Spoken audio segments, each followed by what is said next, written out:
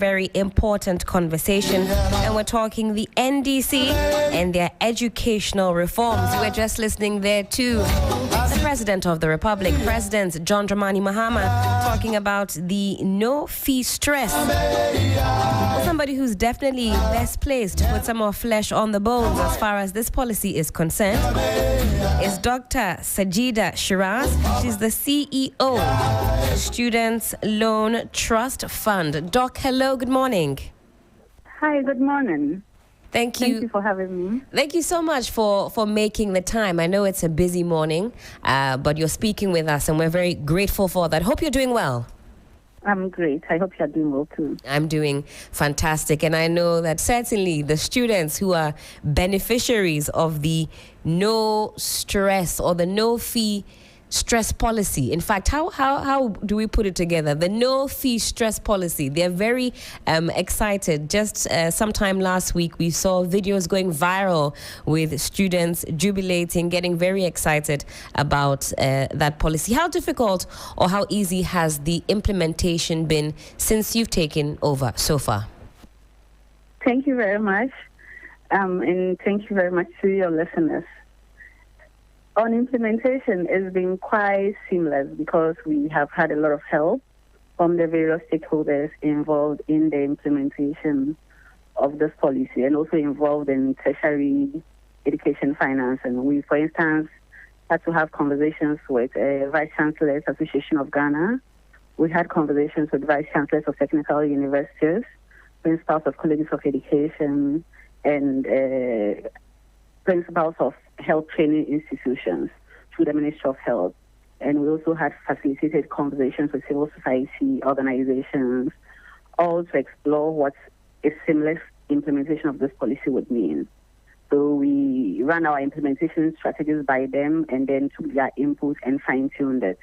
So what we rolled out as our implementation was an application and validation process. We developed a portal which we made available to students to apply, and the reimbursement they are receiving is under the no academic fee policy. No fee stress, as you know, it's a multi-layered promise or a multi-layered proposal. It starts with the no academic fee policy. It has a fee schedule for persons with disabilities, and then it has the Student Loan Plus initiative. So we started the rollout of the no academic fee policy by unveiling the portal through which students were mandated to go and register their details to receive reimbursements. Then, after the portal was made available to the public, we needed a way to determine whether students or the people who had registered on the portal were really eligible to receive this reimbursement. So we had to have a validation process. And we liaised with all 168 public tertiary institutions and we had them nominate 2 representatives each. We gave them some training so they could upload enrollment data onto another portal that we developed that we call the Tertiary Institutions Portal. So when you apply via our no fee stress portal, for you to qualify for reimbursements, we have to validate you. We'll cross-reference your data against the enrollment data received from your school. And if we can confirm that you are really a registered student of an accredited public tertiary institution, you then qualify for reimbursements.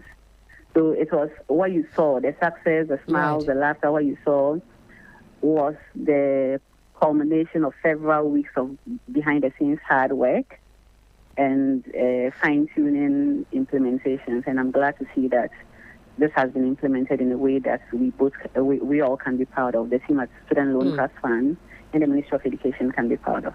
Now, when the President spoke sometime last week, he mentioned that this policy is going to be inclusive and has a scalable design. On that account, how many students so far have benefited from the no fee stress policy, and how many more numerically are you anticipating will benefit from this policy?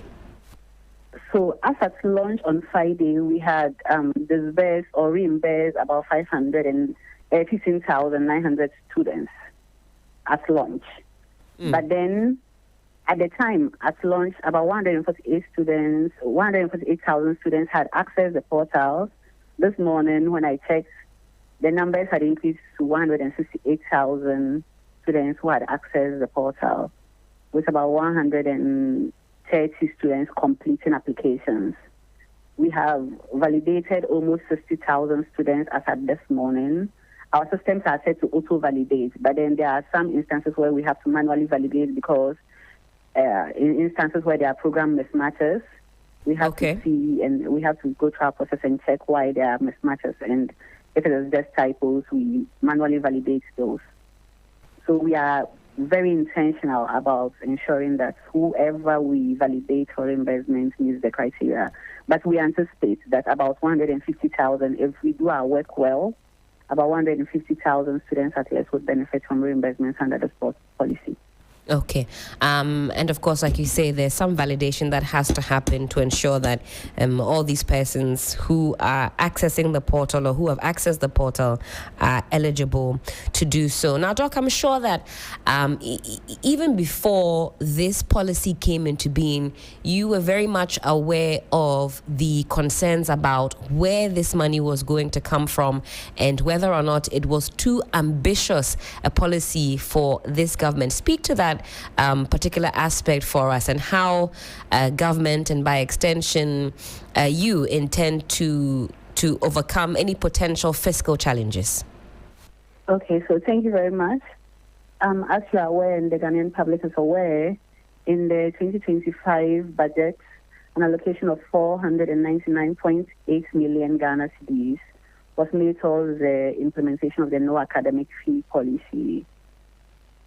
So far, an amount of 300 million Ghana cedis has been advanced to the Student Loan Trust Fund through the Ministry of Education for us to commence reimbursements.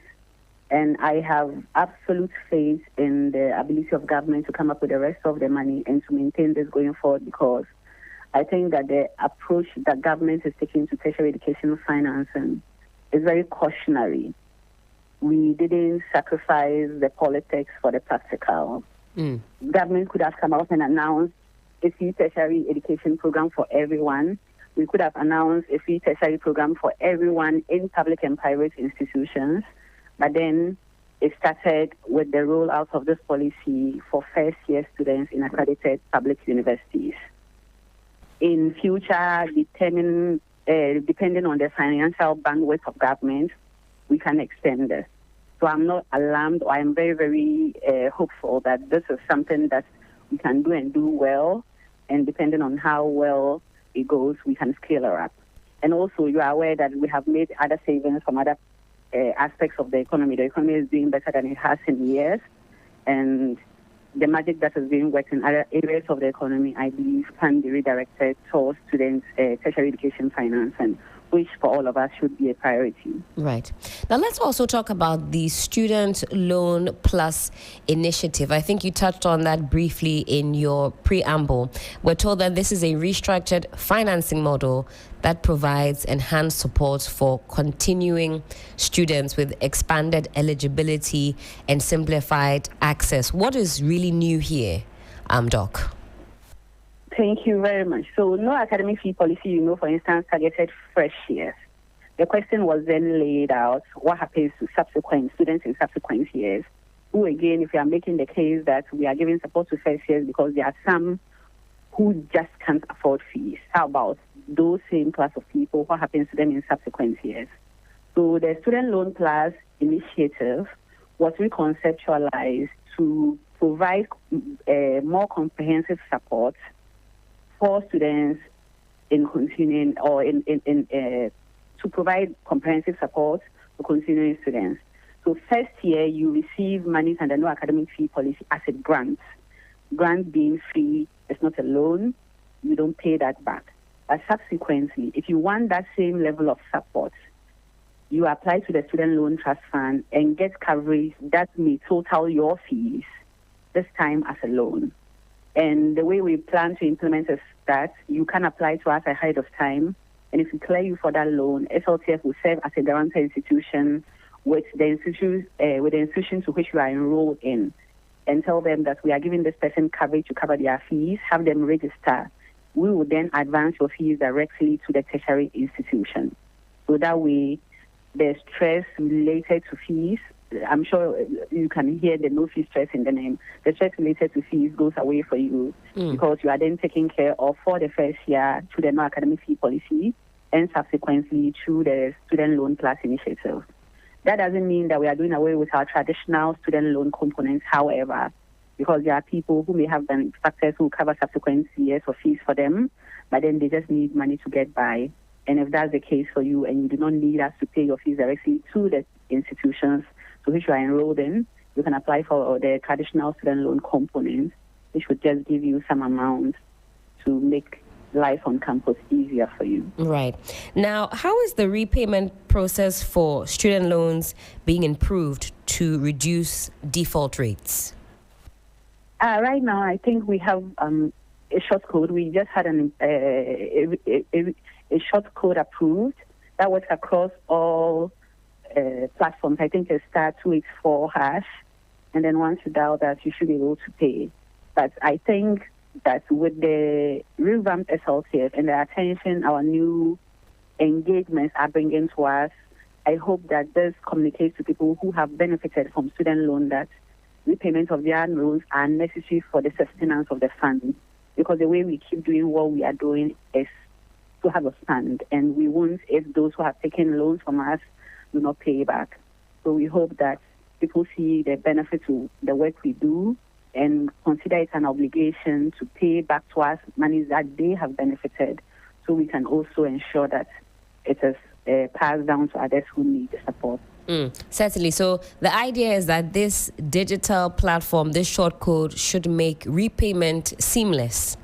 And encourage more compliance in that field. Well, we see what happens, in that regard, something we can certainly revisit as a broader conversation. Let's also talk about the free tertiary education for persons with disabilities. We're told, again, this is to ensure full inclusion and compliance with obligations under the Disability Act. Now, is that in full flight, or is that still being worked on in the back end? It is being worked on in the back end because we are reviewing initial implementation proposals. So most of them did apply as part of the no academic fee policy reimbursement application. For first years, we have pulled out their data because unlike abled students, they are receiving more comprehensive support.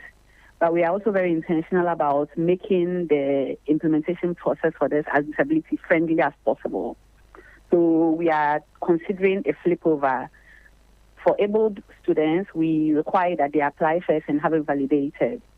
For students with disability, initial conversations are, should we trust the enrollment data we receive from institutions on disabilities?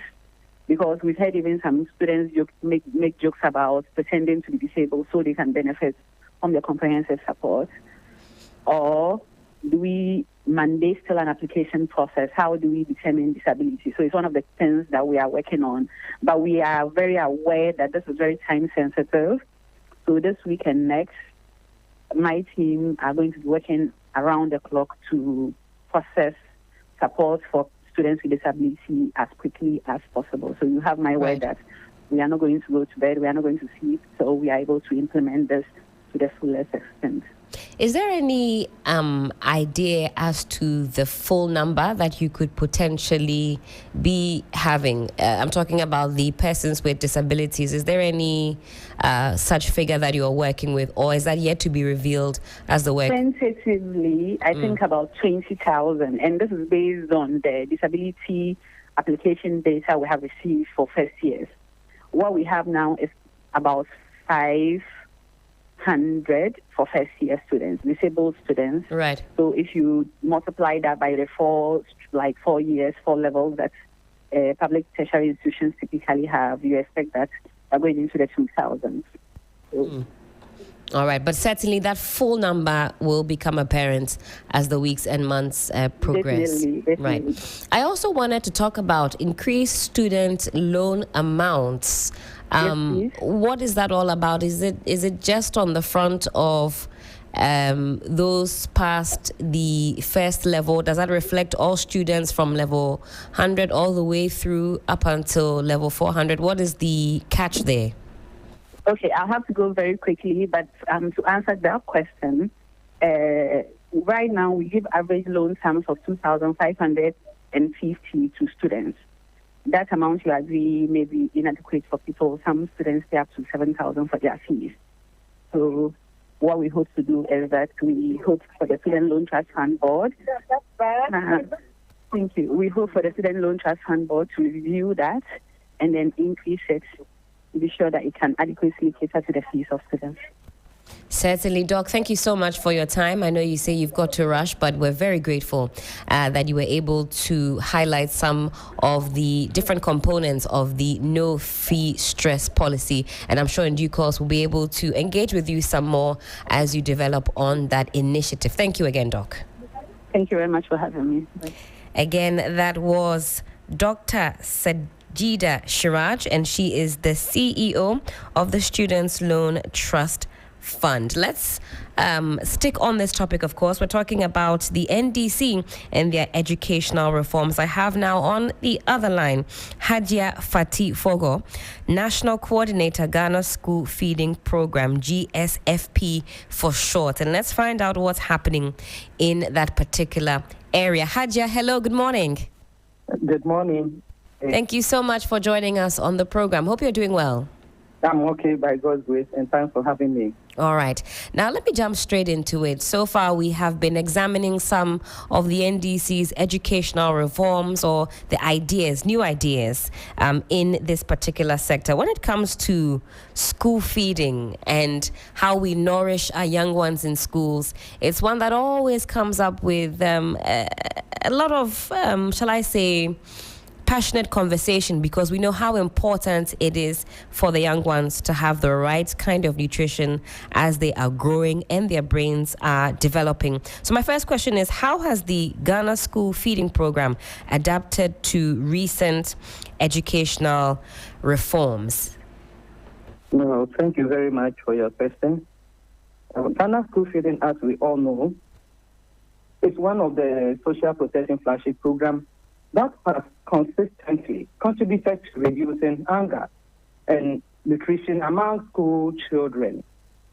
The program seeks to increase school enrollment, attendance, and retention by providing a hot meal daily to our pupils in KG1 to P6 in selected public private schools and kindergarten. I think with this intervention, it has actually motivated and encouraged people from the deprived areas to be able to enroll into the basic schools. That is from KG1 to P6, if I may say. Right. Now, what are the main challenges then facing the Ghana School Feeding Program, and how are these issues being resolved as we speak? Thank you very much. I think the challenges have been with funding, that is delay in payment to caterers in the time past. I think recently we've all seen that issue is being addressed since this government came into power. I think as I speak to you, we only owe caterers for just second term, which is normal, because once they vacate, you have to take time to go through the processes to be sure that this caterer A, caterer B, caterer C actually did the cooking or not before you are able to pay those who deserve to be paid. Two, I think ensuring the nutritional value and quality of meals has been our topmost priority. I think in time past we had complaints of inadequate meals not prepared the way it should. At least they are our children, and we expect that whatever we eat at home, they should be able to have same when they go to school. So that was a challenge, and I think it has been addressed as I speak to you. Three, strengthening monitoring, accountability mechanisms, vehicles to enable us to do excessive monitoring have all been challenges for the Ghana School Feeding Program. But it is my hope under my leadership that we will strive to get heights to make the feeding better for every pupil of school going age at that level, from KG1 to primary 6 in our deprived areas.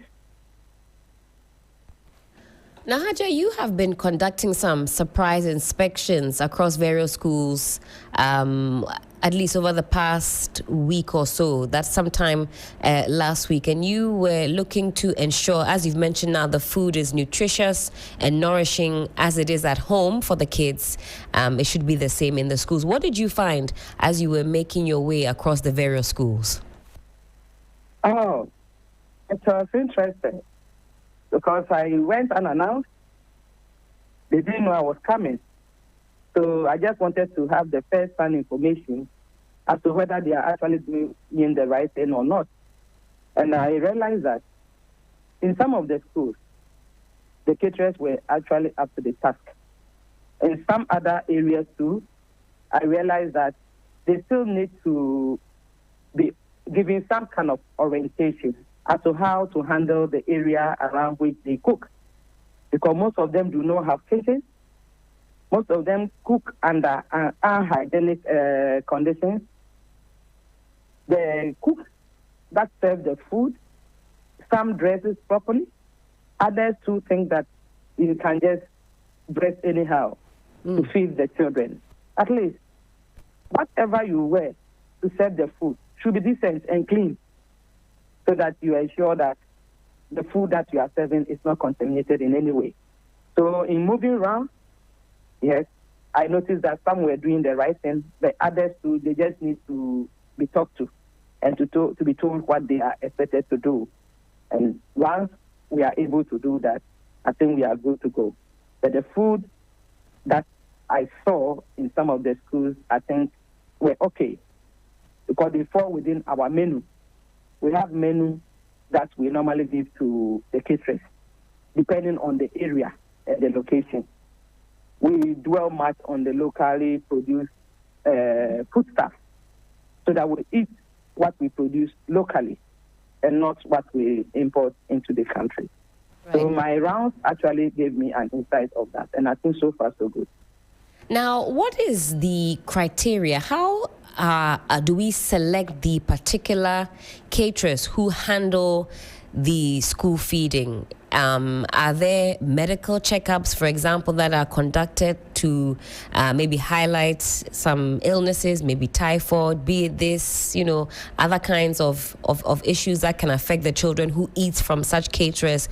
Or is it a situation of who you know, and that has become the conception, whether it's a misconception, I don't know, that to get a job as a school feeding caterer, you've got to know somebody, you've got to be affiliated in a particular direction. Is that true? No, that is not true at all. I think we have our officers at the regional level. Caterers who are qualified are allowed to apply to the regional coordinators to my outfit. Then those who are capable and qualified enough to provide the service are given the opportunity to do so. Once the person is given the opportunity, the person is supposed to go for a medical test and provide a medical certificate that deems fit for the person to provide the service. We also advise that the cooks that they actually bring on board to do the cooking also go through the medical screening to ensure that they are okay to be able to undertake the cooking as a supportive or a way of empowering them at their grassroots level. Right. Yes, so they do. Now, your secretariat has raised the daily allocation per child from 1 Ghana cedi, 50 pesos, to now 2 cedis. Is that correct? Exactly so. All right. Now, is that sufficient to feed our young ones? I wouldn't say it is sufficient, but at least it is better than it was before. It is our hope that going forward, it can further be increased from the 2 cities, probably to maybe 5 cities. I think we appreciate that. But for now, I think we appreciate what the government have done. 2 cities, obviously, is better than 1 city, 50%. So, and we expect that there should be an improvement in terms of delivery. So two cities per child for a day. I mean, I'm just thinking about food inflation, for example, and how expensive food stuff is on the market. And just thinking about how the kind of magic, in fact, the caterers are able to perform with 2 cities per child per day. How are they able to do this? Yeah, I think everybody here in the 2 cities definitely raise similar concerns. But I think the kind of procurement they do in terms of the service delivery, they buy the food stuff in bulk. And once you do that, definitely you'll be able to do justice to whatever you are supposed to do and still get whatever you need to get out of that. Certainly, but you say ideally, if it were in your power, that would be double the amount, even more than double the amount. You say that 5 cedi per child per day would be absolutely ideal. Then we could really feed them nutritious, wholesome meals. Is that right? Exactly. All right. Now, let's talk about school feeding program caterers who had their contracts terminated. There's still talk of some monies being owed. How is that being addressed by your secretariat? Oh, I think I did mention that earlier. We are almost done with the processes in paying them. I think we owe them just for second term. And normally, when it happens that way, you need to take all the data from the various districts, put them together, and then be able to ascertain whether they did the cooking throughout the term or there were days that they could not cook. You need to analyze that before you can pay them. So we'll be paying them anytime soon. Right. I also wanted to find out how your secretariat is collaborating with other stakeholders to ensure nutritional standards are met in schools. Thank you. I think we normally would collaborate with World Food Program. We have the nutritional aspect of it. When it comes to the National Secretariat, we have a nutritional unit who from time to time move around to give some kind of training the caterers to be able to know how to balance whatever they are providing for the people. So for that one, yes, we have other people we collaborate with, and it has been very successful in that regard. And I think, would you say that that is also reflecting from what the students are telling you? What has been the feedback then in the last 7 months as students are enjoying these meals? Yes, I think they are enjoying that. My visit to Kumasi actually made me believe that they actually need it. Because in some of the schools, when I visited them, the rush with which the children went for the food and the way they were eager to eat, in fact, I was touched by that. And that means that we have to intensify monitoring to ensure that the caterers actually deliver to the people every school going day so that they don't have to go hungry. It is something they appreciate and they cherish so much. And I'm glad when I see them eating in that manner and feeling happy that they are being fed at least once a day in their various schools. Now, when it comes to your monitoring and evaluation, do you plan to carry on as you have started with these surprise visits and surprise evaluations? Exactly so. Well, Haja, thank you so much for your time this morning and for clarifying the issues for us. It's something that we certainly have a keen eye on, and we will be following you every step of the way to see how this program is strengthened for young Ghanaians. Thank you very much for giving me the opportunity to clarify this. I wish you well. Thank you so much again. That was Hajia Fati Fogo, National Coordinator, Ghana School Feeding Program, GSFP. And she has been talking to us about a number of items as far as the school feeding program is concerned. Just sometime last week, Hajia embarked on some surprise visits to see how the food for our young ones is being prepared, under what conditions. She says that there were caterers who were complying with laid down directives and others who certainly should be improving. Government has increased the cost per meal to some 2 Ghana cedis, from 1 Ghana cedi 50 pesos. Is that enough? Hajia says in an ideal world, we should be looking at something like 5 Ghana cedis per student per day. I'm sure you have your thoughts on this. Do keep engaging with us on the socials. You can find us on X, on Facebook, also on Instagram. The hashtag we're using this morning, hashtag 3FM Sunrise.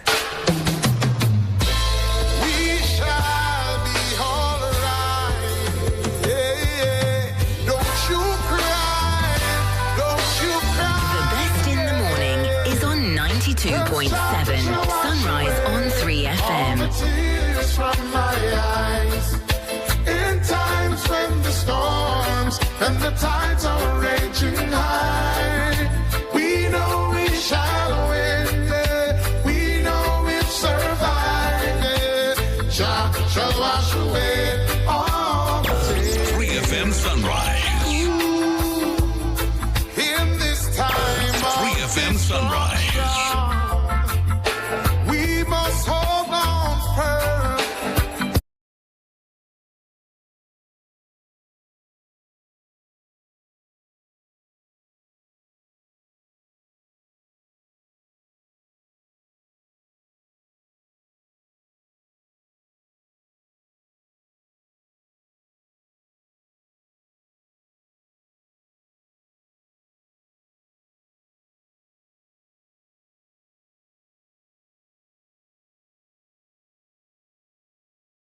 To start your morning with us and for sticking with us all the way through up until now.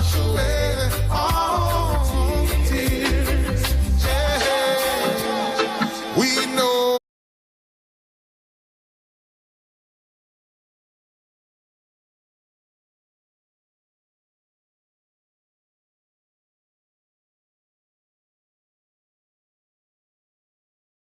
Conversation this morning, and the final player we're throwing into the ring, we've got Dr. Peter Patti Anti, Executive Director, Institute for Education Studies. Doc, hello, good morning. Good morning, Helen. Thank you so much for joining us on the program. Hope you're well. I'm very fine, and you? I'm doing fantastic. Now let's dive straight into the conversation. Before you joined this morning, we've been examining some educational reforms as far as the NDC is concerned. And even before that, a little birdie says, today's a special day for you. Happy birthday, Doc. Oh, thank you very much. Thank you. I hope there's some celebration lined up for today. Not really. Oh. We thank God for another year. Absolutely. Another year that we're able to tap into your knowledge and your expertise. All right.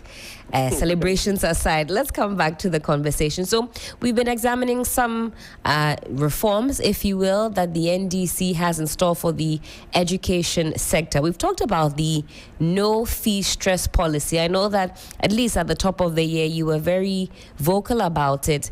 7 months on, what are your observations? And do you still think that we need to expand the financial resources to fund education in Ghana? Thank you very much. Yes, I think so. I think that we need to find other ways by which we'll be able to fund education in Ghana. The no fee stress policy is a campaign promise. So my default reaction is that if you promise the people you will do this, then you have to do it despite reservations and other policy issues that would emanate from it. So far as it's a promise and you have won, people voted for you because of that particular promise. So you would have to do it. So for me, I think the first and second years of this administration, they would have to implement it. But going forward, we have to take a second look at that particular policy because of the fact that, the financial resources of the country, even for the education sector, is not infinite. There are competing needs in the sector. Even at the tertiary level, there are competing needs at the tertiary level. So whatever financial model that you would want to use, you have to be guided by the principles of education financing. And one of them is equity. One of them is efficient use of the scarce resources. So I have said this during the manifesto time after this time, that you don't have to pay for everybody. That's the same argument and the principle that we use to critique the free senior high school policy, that it does not make economic sense for one to decide that I am paying the first year school fees of all tertiary students that get admission, because within that particular bracket there will be people who will be willing and able to pay for themselves, and therefore you wouldn't be doing yourself any good if you have that open wholesale kind of financing for that particular policy. So going forward, I believe that they would have to review that policy to reflect the equity financing model that needs to be at play. But it's a very good policy, because we all know, even those of us who are not so much into the public, we know the kind of requests and demands that come on us when people have gained admission. You go to social media, you see a lot of these things. That's right. There. So it's a very good thing that we are doing. Just that we will have to find ways and means to ensure that we are not doing a wholesale blanket thing that we are paying for everybody, when in reality we can do mechanisms for people who can't pay, who will be able to pay, and then we will be able to save some resources to cater for the other areas within the tertiary space that needs attention. So for you, do you think that, I mean, you say that it's a good initiative, but do you think that this government could have some fiscal challenges down the line? Yes, I think that this wholesale mechanism is not sustainable. It would be difficult to sustain this policy going into the future, and I say that because the point of paying for everybody, you get to a time you get a lot of people who would want to access tertiary education, and you would definitely have to pay for them. And in doing that, you are going to now move money from other places where money is equally needed to satisfy this particular promise. And that's why I think that if you have 100 students and you put up a mechanism whereby 60 people will be able to apply and access, it means that the money for the 40 who will not apply and who can't pay for themselves can be used to do other things within the tertiary education space. For example, infrastructure and other things that are also competing for the scarce resources in the education sector. So that is the principle I'm looking at, and I think that the model that we are using is not sustainable, unfortunately. Now, very quickly, I'll run through some of the other policy key components in this no fee stress policy, so that you can weigh in on that for me. Just give me your thoughts on that, and then we can talk about some pressing gaps in Ghana's current education system that you think need to be addressed as a matter of urgency. So we've talked about the no academic fees policy, and that's for all first year students. And Doc, I'm not sure if you were able to, or you saw that video. It was trending sometime last week when the level 100 students got wind of the reversal. So the monies have gone back into their pockets, and the jubilation was out of this world. That's the no academic fees policy for all first-year students admitted into public tertiary institutions. And Doc has touched on that for us. There's also the Student Loan Plus initiative. That's, we're told, is not to replace whatever is already structured, but it's an add-on. There's also free tertiary education for persons with disabilities. There's the increased student loan amounts, and this one, Doc, I'm sure will pique your interest. Diversified student funding mechanisms, including targeted scholarships for underrepresented communities and disciplines vital to national development. How does all of this sit with you? I think it's a bold attempt to tackle the student financing challenges at the tertiary level, and one of them that interests me most is the support for the people with disability.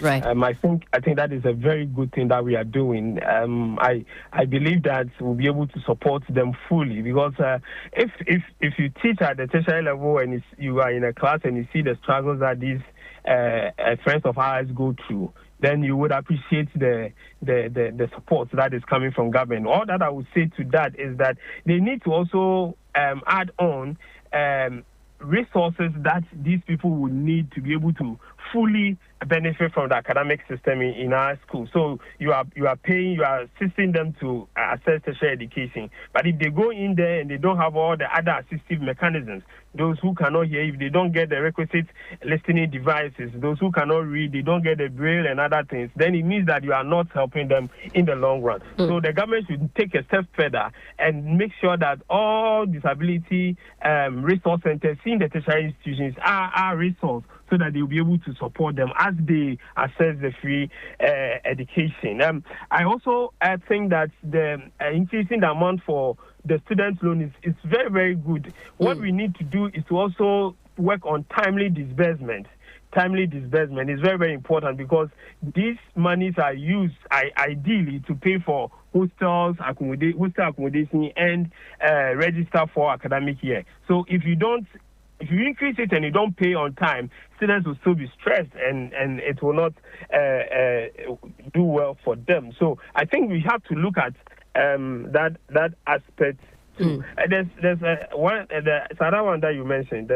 So that was the diversified student funding mechanisms. Exactly. Yeah. Now, in the education financing space, a lot of attention is now moving away from government funding to private funding of education. There are so many models: impact bonds, development impact bonds, social impact bonds. There are so many models that are being pushed in the education financing space, and I think that the managers at Student Loan Trust and Fund and other scholarship systems should delve into these other private funds that are made available to support education. I think the over-reliance on government is one of the reasons why we are not able to do much in terms of providing scholarships for our students. One of the things that we have even said is that you can consolidate all private scholarship schemes and then put them into one basket, and then you direct students to these particular scholarship schemes so that they can also apply for those scholarship schemes. So a scholarship scheme from MTN, from the petroleum sector, GNPC, and all those scholarship schemes that have been developed by private individuals and then private institutions and organizations can be put together in one basket for students to be directed and apply as and when they are made available. So I think that that particular aspect is very important, and we want to see how the government and the managers of the Student Loan Trust Fund would want to pursue this. Absolutely. Some great points there. It's something to certainly keep our eyes on. And I want to also find out from you what you think are most pressing gaps in the current education systems are, and how should they be addressed? Well, I think that there are issues with respect to our basic education that still needs attention from government. One thing that we are all waiting for is the publication of the recommendations from the National Education Forum that was undertaken.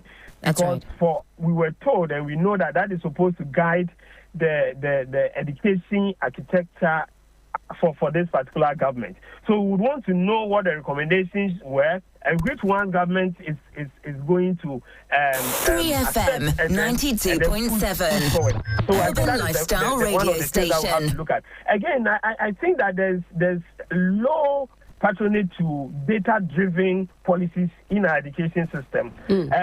As of now, you see TV3 or 3FM or other media stations publishing schools that do not have teachers, schools that do not have DEXs and other things. But these things, I always say, are in the data at the Ministry of Education, what we call the EMIS data. Right. So I'm thinking that the Minister of Education and the Minister of Education should pay particular attention to their data, so that if the minister sees that there are 20 schools that do not have the requisite educational resources, the focus will be tilted towards those schools, rather than doing other things that would not have that kind of impact as compared to providing desks, providing teachers, getting them classrooms. There was this picture on social media recently, I think it was published by your platform, where the school building is virtually collapsing, but people go in there and assess what we call education. And I asked myself, what kind of education can be given in this kind of environment?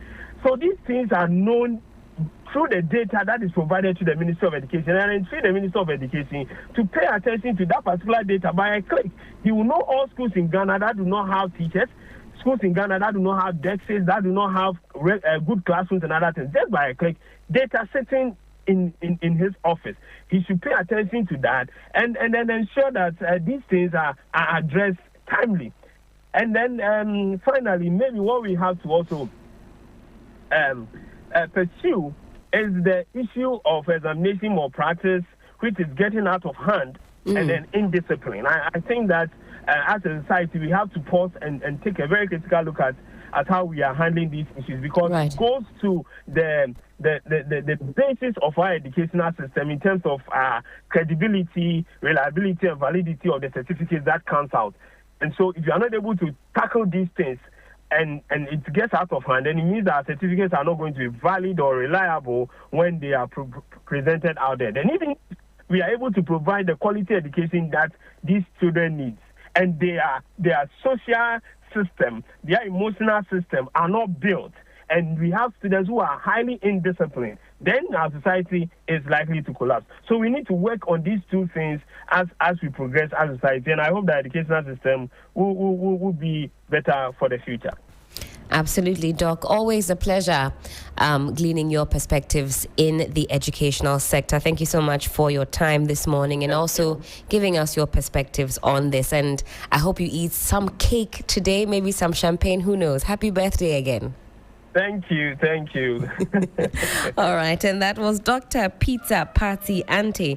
He is the Executive Director, Institutes for Education Studies, also lending his expertise to the conversation about educational reforms as we have them now. And he was touching on the no-fee stress policy along with its key components, and he says that when it comes to discipline and examination malpractices, it's something we have to tackle not only on a governmental level but on a societal level. 12 after 9, this is still 3FM Sunrise on 3FM 92.7.